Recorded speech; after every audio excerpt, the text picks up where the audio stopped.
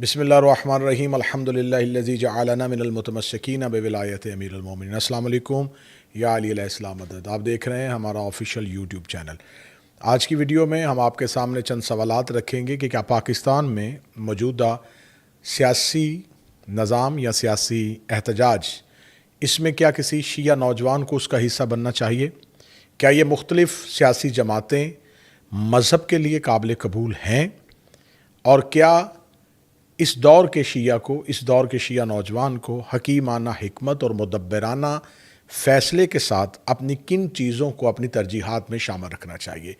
یہ سب کچھ آج کی ویڈیو میں ہم آپ کے سامنے رکھیں گے۔ اگر آپ اس چینل میں نئے ہیں تو آپ سے گزارش ہے کہ اگر آپ چاہیں تو اس چینل کو سبسکرائب کیجئے گا، بیل آئیکن کو دبائیے گا تاکہ ہماری آنے والی اس آفیشیل چینل سے تمام ویڈیوز آپ تک پہنچ سکیں اور ہم اپنی آواز جو ہے وہ آپ تک پہنچا سکیں۔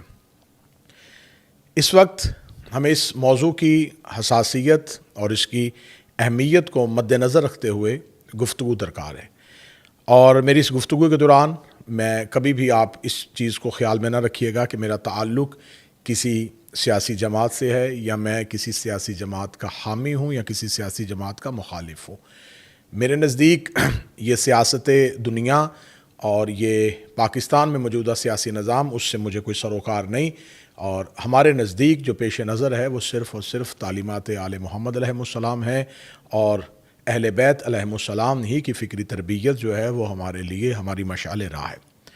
تو آپ نے بھی اس ساری گفتگو کے دوران اپنی سیاسی وابستگیوں کو بالائے طاق رکھتے ہوئے ایک محب اہل بیت ہونے کی حیثیت سے، ایک محب وطن ہونے کی حیثیت سے آپ نے ان تمام چیزوں کو سننا ہے۔ سب سے پہلے کہ ہمیں سرکار حضرت امیر المومنین علی بن ابی طالب علیہ السلام اپنے آقا و مولا کی جانب توجہ مبذول کرنی ہے کہ میرے مولا نے ایسے حالات کے بارے میں، ہم شیعوں کے بارے میں کیا حکم فرمایا ہے۔ تو مولا فرماتے ہیں کہ ہم ایسے زمانے میں زندگی گزار رہے ہیں جہاں بے وفائی، خیانت، دھوکہ، اسے ہوشیاری اور چالاکی سمجھا جاتا ہے، اور نادان لوگ ان کی اس تدبیر کو سیاست سے تعبیر کرتے ہیں۔ آج ہی کے دور کے لیے، اسی حالات کے لیے مولا سرکار حضرت امیر المومنین علی بن ابی طالب علیہ السلام نے فرمایا کہ فتنہ و فساد کے دور میں اس طرح رہو جس طرح اونٹ کا وہ بچہ جس کی عمر 2 سال ہے، نہ اس کی پیٹھ پر سواری کی جا سکتی ہے اور نہ ہی اس کے تھنوں سے دودھ دوہا جا سکتا ہے۔ اس سے مطلب یہ کہ جب فتنہ و فساد کا دور آ جائے تو اپنے آپ کو بالکل کنارہ کشی اختیار کر لو، ایسا ہو کہ لوگ تمہیں اپنے اس کام کے لیے ناکارہ تصور کرے، جب تمہیں فتنہ و فساد کا خطرہ ہو، فتنہ و فساد کا اندیشہ ہو۔ تو اب یہ دونوں فرامین جو ہیں اگر ان کو ہم سامنے رکھیں تو سرکار حضرت امیر المومنین علی بن ابی طالب علیہ السلام کا اپنے شیعہ سے یہ تقاضا ہے کہ ایک تو کسی فتنہ و فساد کا حصہ نہ بنا جائے، اور دوسرا کہ جس زمانے کے لوگ دھوکے کو، جھوٹ کو، فریب کو اور بہانوں کو، ان ساری چیزوں کو تعبیر کر رہے ہوں اصلاح کے ساتھ، تو آپ اسے سیاست نہ سمجھیں۔ آپ یہ سمجھیں کہ ضرور کوئی نہ کوئی انتشار ہے یا کسی نہ کسی ایک خاص مقصد یا خاص ہدف کے لیے یہ تمام کام کیے جا رہے ہیں۔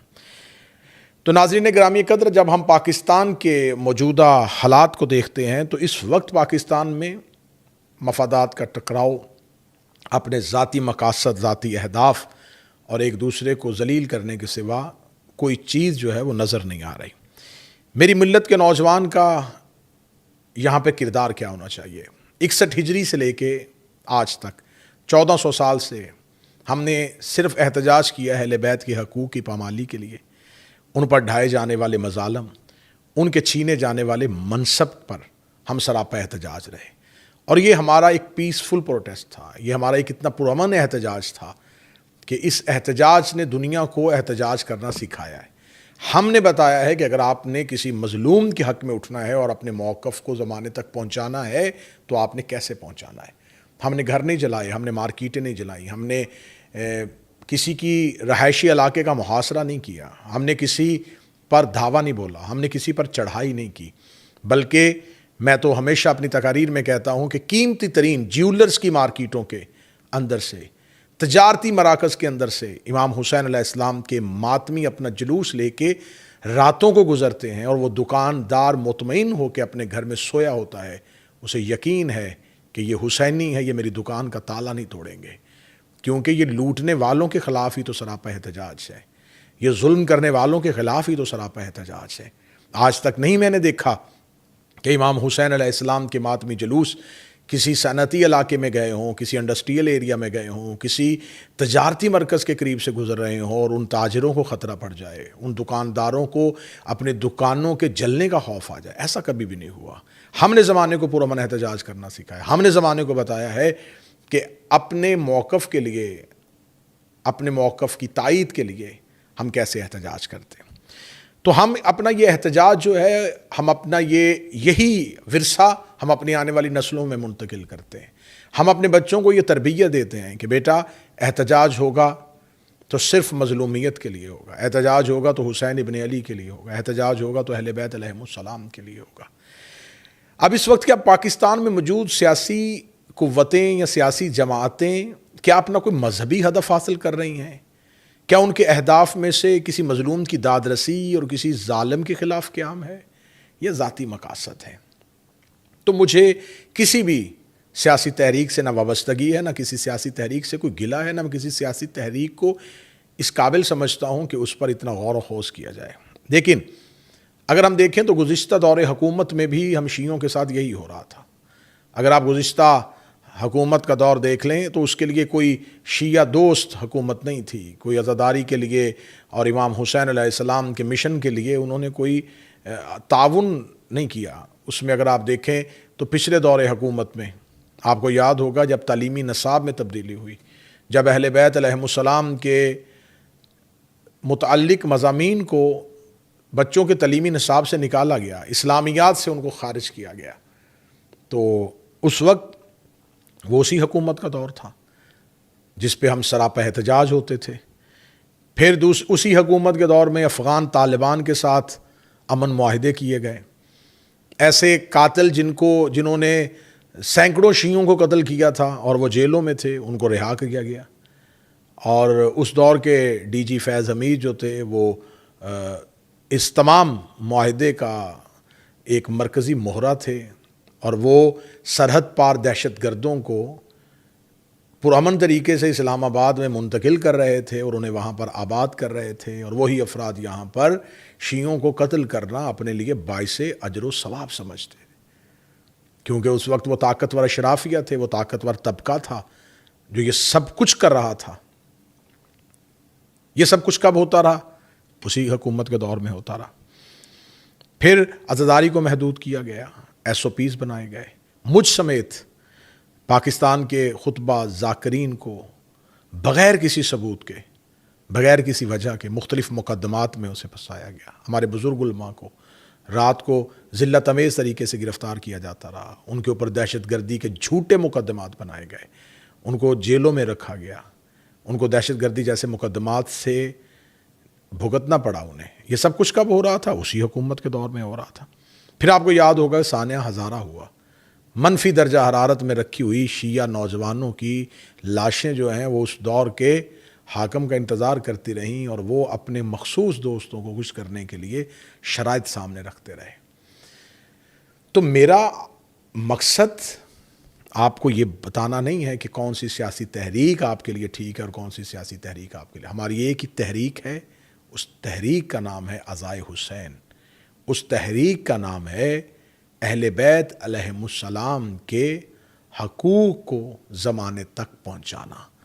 ہمارا احتجاج پرامن طریقے سے ہوتا ہے، ہم وطن سے محبت کرتے ہیں، ہم ملک سے وفا کرتے ہیں، اور ہم نے کبھی بھی اپنے اس احتجاج کو کبھی بھی کسی انتشار کا باعث نہیں بنایا۔ یہی وجہ ہے کہ ہزاروں لوگ جو ہیں وہ اسی احتجاج سے متاثر ہو کے مذہب اہل بیت کو قبول کرتے ہیں۔ تو پچھلے کچھ ان 1 یا 2 سالوں میں ہمیں ایسے بہت سے چیزیں ہمارے دیکھنے میں آئی، سننے میں آئیں کہ کچھ شیعہ نوجوانوں کو ورغلا لیا جاتا ہے، انہیں کسی مخصوص سیاسی تنظیم کا حصہ بنا لیا جاتا ہے، پھر ان کو وہ اسٹوڈنٹس ہیں، وہ تعلیمی اداروں سے منسلک لوگ ہیں، وہ روزگار سے متعلق افراد ہیں، لیکن پھر ان کو جب سیاسی مقدمات میں پھنسایا جاتا ہے تو پھر ان نوجوانوں کی زندگیاں برباد ہوتی ہیں. ان نوجوانوں کو ان کے لیے کوئی وطن میں رہنا اتنا آسان نہیں ہوتا. تو میں اس پہ اپنا ذاتی خیال تو نہیں، لیکن میں نے آپ کے سامنے مولا امیر المومنین کا فرمان کوٹ کیا کہ مولا فرماتے ہیں کہ فتنہ اور فساد کے دور میں ایسے رہو جیسے اونٹنی کا وہ بچہ جس کی عمر 2 سال ہو اور اس کی پیٹھ پر سواری بھی نہ کی جا سکے اور اس کے تھنوں سے دودھ بھی نہ دہا جا سکے. فتنہ و فساد سے اپنے آپ کو جدا کر لو، اپنے آپ کو الگ کر لو، بالکل الگ تھلگ ہو جاؤ. ہم اس نظام کا حصہ نہیں بن سکتے، ہم ان چیزوں کے لیے ہم بنے نہیں ہیں، ہماری خلقت اس کام کے لیے ہوئی نہیں ہے. ہماری خلقت کا مقصد جو ہے وہ اہل بیت علیہ السلام کی محبت ہے، ولایت امیر المومنین ہے، عزاداری امام حسین ہے. ہم نے وقت کے امام کے ظہور تک اس سلسلے کو لے کے چلنا ہے، اور وہی وارث ہیں. وہ عزاداری کو خود ہی بچائے ہوئے ہیں، وہ ہمیں بھی خود بچائے ہوئے ہیں. یقیناً ہم اس وقت کا انتظار کر رہے ہیں کہ جب میرے آقا و مولا کا ظہور ہو، پھر زمانے میں عدل و انصاف آئے، پھر زمانے میں انسانیت کے حقوق کی بات ہوگی، پھر دشمن اور دوست کا تصور ختم ہو جائے گا، پھر صرف محبت کا دور ہوگا. پھر ایک دوسرے سے کہ دشمن بننے والے بھی ایک گھات میں آ جائیں گے. یہ سب کچھ کب ہوگا؟ اس کے لیے ہمیں کسی سیاسی جماعت پہ اپنی نظریں نہیں جمائی ہوئی، ہم نے کسی سیاسی حاکم پہ اپنی نظریں نہیں جمائی ہوئی. ہماری نظریں ہیں اپنے وقت کے امام کے ظہور پر، اور ہمیں خبر ہے کہ اس سے پہلے دنیا ظلم سے بھری ہوئی ہوگی، اور پھر اس کو وہ عدل و انصاف سے اسی طرح بھریں گے جس طرح وہ ظلم و جور سے بھری ہوئی ہوگی. لہٰذا میری ملت کے نوجوانوں سے گزارش ہے کہ آپ اپنے اہداف، تعلیمی مقاصد کے اہداف ہوں، آپ کے روزگار کے مقاصد ہیں، ان کو مد نظر رکھیے گا، اور اپنی تخلیق کے مقصد کو نہ بھولیے گا، اپنی خلقت کے مقصد کو نہ بھولیے گا. کسی بھی ایسی چیز کا حصہ نہ بنیے گا جس سے آپ سے وہ مقصد ختم ہو جائے جس کے لیے آپ کو جناب سیدہ صلوات اللہ علیہا نے اپنی دعا میں مانگا تھا.